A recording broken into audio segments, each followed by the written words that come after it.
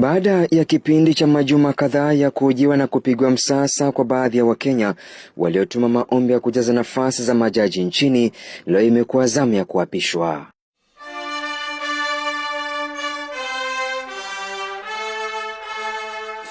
Majaji hao 37 wakiwemo majaji 24 wa mahakama kuu, majaji 13 wa mahakama mazingira na ardhi, pamoja na majaji 12 wa Komesa wameahidi kutekeleza majukumu yao kwa kuzingatia sheria na bila upendeleo.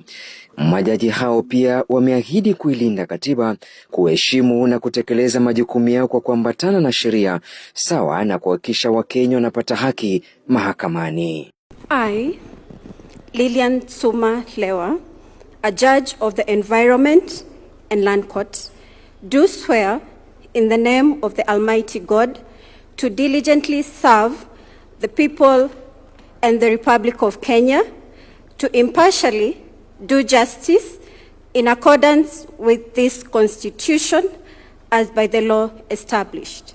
I, Honorable Justice Aggrey Otsiula Muchelule, do solemnly swear that I will well and truly serve the Common Market for Eastern and Southern Africa, COMESA, as Principal Judge of the First Instance Division of the COMESA Court of Justice, that I will perform my duties impartially and conscientiously and preserve the secrecy of the deliberations of the court.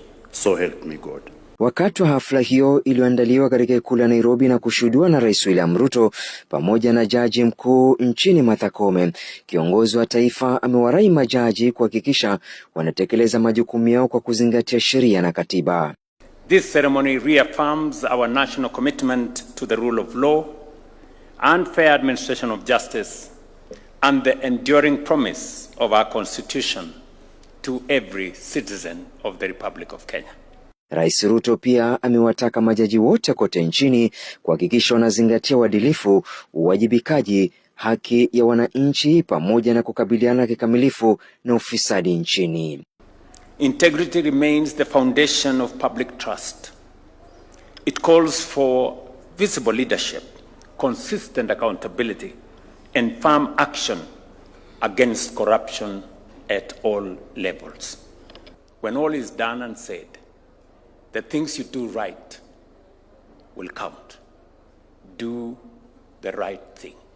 Hafla hiyo hata hivyo imehudhuriwa pia na jopo zima la tume ya huduma za mahakama nchini JSC, mwenyekiti wa chama cha mawakili nchini LSK wakili Charles Kanjama, viongozi wakuu serikalini, miongoni mwa watu wengine mashuhuri.